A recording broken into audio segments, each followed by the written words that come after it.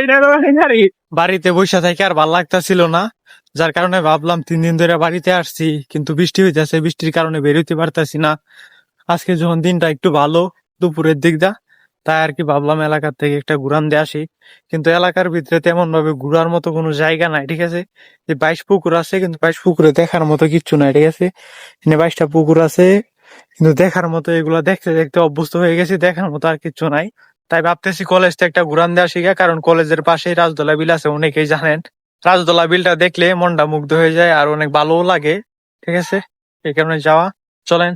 আর গ্রামে একটাই সমস্যা, যদি বৃষ্টি হয় 1-2 দিন, তাহলে তো মনে করেন গাড়িতে যাওয়া তো দূরের কথা, আপনি হাইটাও যাইতে পারবেন না, এরকম অবস্থা হয়ে যায় আর কি রাস্তাগুলা। আমাদের জেলে ভাই একটা কথা বলছিল না, আহা নারী কত সুন্দর অভিনয় করে রে, অভিনয়ের জন্য নারী সেরা। আর আমি বলি আহা কত সুন্দর রাস্তা, রাস্তার জন্য আমাদের বাংলাদেশি সেরা রে।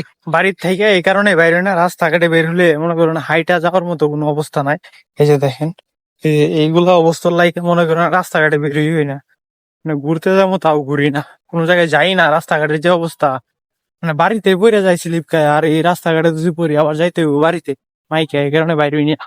আমি আমার টিম মেম্বার কুফা সাফায়েতকে নিয়ে যাইতেছি এখন কলেজে। কলেজে যাওয়ার পরে দেখি আল্লাহ জানে কি অবস্থা, কারণ সব সময় ওই কুফা কুফা লাগাই রাখে একটা না একটা। আমরা কিন্তু নর্মালি ভাবে যাইতেছিলাম, কই থেকে জানি একটা বাইক আইসা দেখেন আমাদেরকে কি উস্কানিমূলক দেয়, কিন্তু আমরা তো উস্কানির লোক না ভাই, উস্কানি দিলেই যে আমরা উস্কে যাবো এমন তো কোনো কথা না। আম্মাই ফোন দিছিল যে চালু করে বাড়িতে যাওয়ার লাগে, কি দরকার জানি, এই কারণে আমি শুট নিতে পারি নাই, এই জন্য আমি আপনাদেরকে ঘুরে দেখাইতে পারি নাই। 2-1 দিনের ভিতরে যদি আবার সময় পাই, ইনশাল্লাহ আমি আবার আসবো, এসে আপনাদেরকে দেখানোর চেষ্টা করবো। হ্যাঁ গাইস, আজকের ব্লগটি এই পর্যন্তই। আশা করি পরবর্তী ব্লগের জন্য অপেক্ষা করবেন। আল্লাহ হাফেজ।